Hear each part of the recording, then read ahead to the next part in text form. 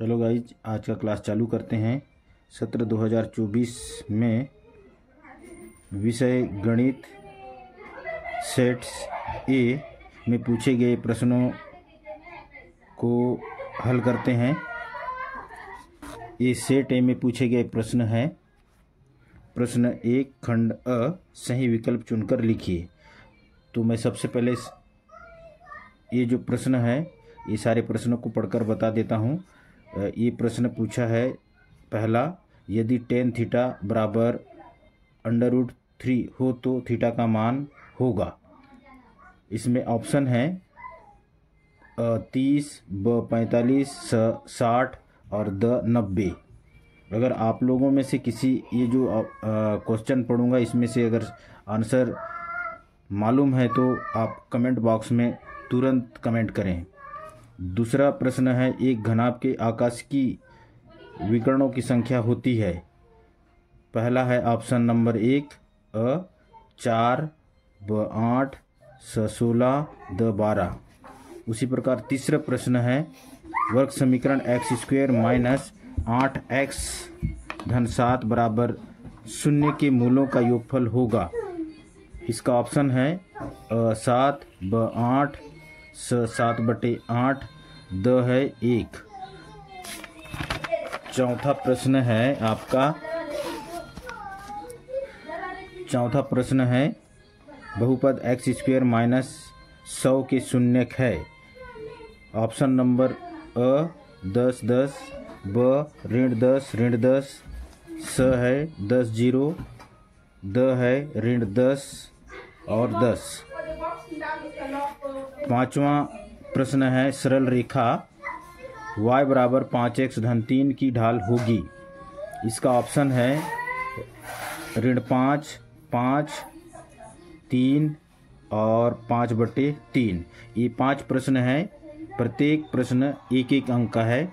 तो गाइस, यदि आप लोगों को ये प्रश्न का उत्तर मालूम है तो आप बिल्कुल तुरंत कमेंट मान ज्ञात नहीं कर सकते। तो गाइज, मैं नेक्स्ट वीडियो में त्रिकोणमिति सारणी कैसे याद किया जाता है और कैसे उसको याद रखा जा सकता है उसको बताऊंगा। तो 10 कितने अंश का मान, 10 थीटा बराबर कर्णी 3 है तो 10 कितने अंश का मान कर्णी 3 होता है। तो गाइज 10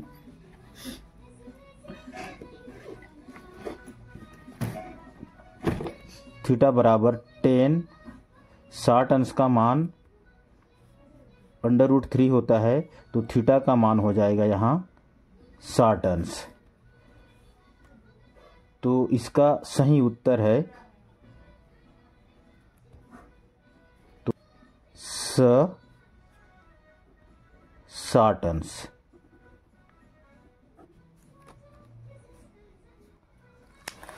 उसी प्रकार दूसरा प्रश्न है। दूसरा प्रश्न ये है कि एक घनाभ के आकाश की विकर्णों की संख्या होती है। घनाभ आप देख चुके हैं। घनाभ या आप कोई डिब्बा ले लीजिए और उसमें जो है एक घनाभ के आकाश की विकर्णों की संख्या होती है। इसमें 4 ऑप्शन दिया हुआ है। पहला है 4, ब 8, स 16 और द 12। तो इसका आप एक चाक मिट्टी का डिब्बा ले लीजिए और उसमें आकाश की विकर्ण खींचकर या कि कितने उसमें विकर्ण होते हैं। तो इसका सही उत्तर है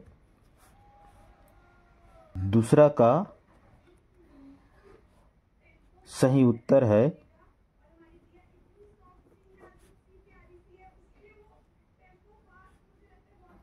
स 4। एक घनाभ के आकाश की विकर्णों की संख्या 4 होती है। तीसरा प्रश्न है, वर्ग समीकरण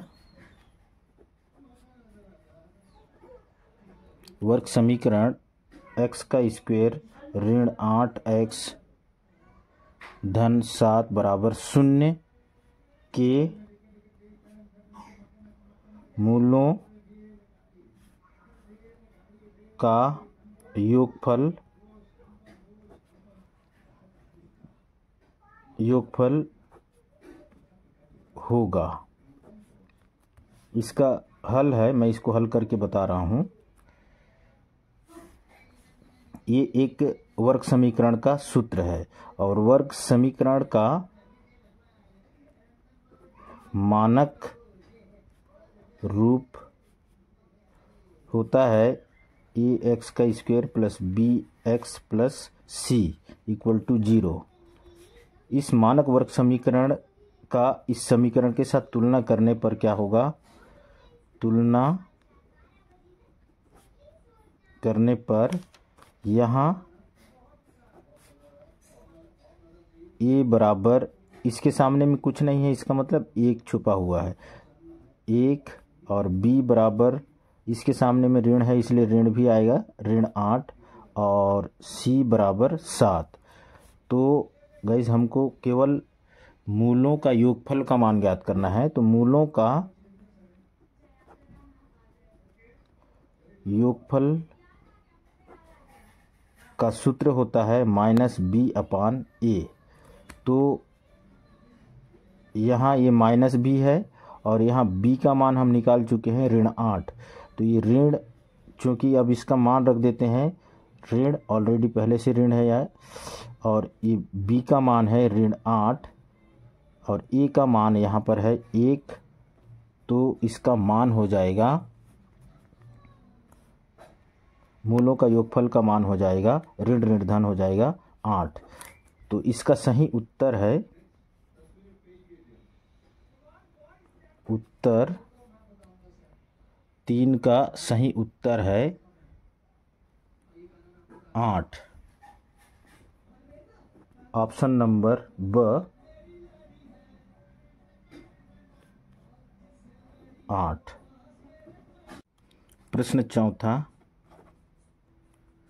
चौथा है, बहुपद एक्स स्क्वायर माइनस 100 के शून्यक है। बहुपद एक्स स्क्वायर ऋण 100 के शून्यक है। क्या है इसका शून्यक? हल करके बता रहा हूँ मैं। देखो, एक्स स्क्वायर माइनस 100, इसका शून्यक क्या है हमको ज्ञात करना है। तो मैं इसको हल करके बता रहा हूँ। X square minus 100 equal to हो जाएगा, हम चाहे तो इसको एक्स स्क्वायर माइनस 100 भी लिख सकते हैं, बराबर 0। क्योंकि ये पूरे समीकरण के बराबर 0 है, शून्यक है बोल रहा है ना, इसलिए इसको हम करेंगे एक्स का स्क्वायर, ये -100 है, इसको हम 0 की ओर मतलब पक्षांतर कर देते हैं, बराबर की दूसरी ओर ले जाते हैं। तो ये हो जाएगा माइनस का प्लस 100, और ये एक्स का स्क्वायर है, हाँ एक्स स्क्वायर है, इधर ये वर्ग जो है उधर जाकर वर्गमूल हो जाएगा दूसरे पक्ष में जाकर। तो x बराबर हो जाएगा √100, इसका धन ऋण हो जाएगा और इसका वर्गमूल एक्स स्क्वायर, यानी कि x बराबर हो गया 100 का वर्गमूल होता है 10। तो इसमें प्लस और माइनस लगेगा, इसलिए x का मान हो जाएगा एक बार धन 10, दूसरा हो जाएगा ऋण 10। इसका उत्तर हो जाएगा, अतः उत्तर क्या हो जाएगा? ऑप्शन नंबर द, ये हो जाएगा आपका। ये आगे पीछे लिख सकते हैं, कोई फर्क नहीं पड़ता। तो ये हो जाएगा आपका ऋण 10 और 10, ये हो गया इसका आंसर। तो गाइज ये हो गया चौथा प्रश्न। पांचवा प्रश्न है, सरल रेखा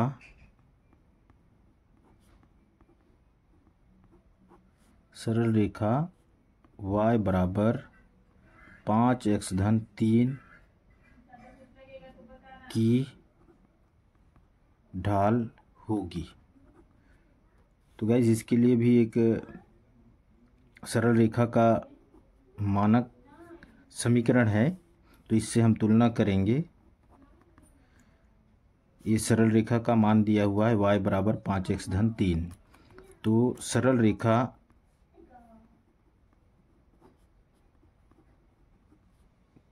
का समीकरण होता है y बराबर mx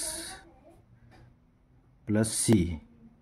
तो ये दोनों, ये दिया हुआ समीकरण प्रश्न में और ये सरल रेखा का समीकरण, ये दोनों को तुलना करते हैं। तुलना करने पर हो जाएगा y के बराबर y है, ये 5 के बराबर m है, अर्थात ये m का मान 5 हो गया। और यहाँ पर ढाल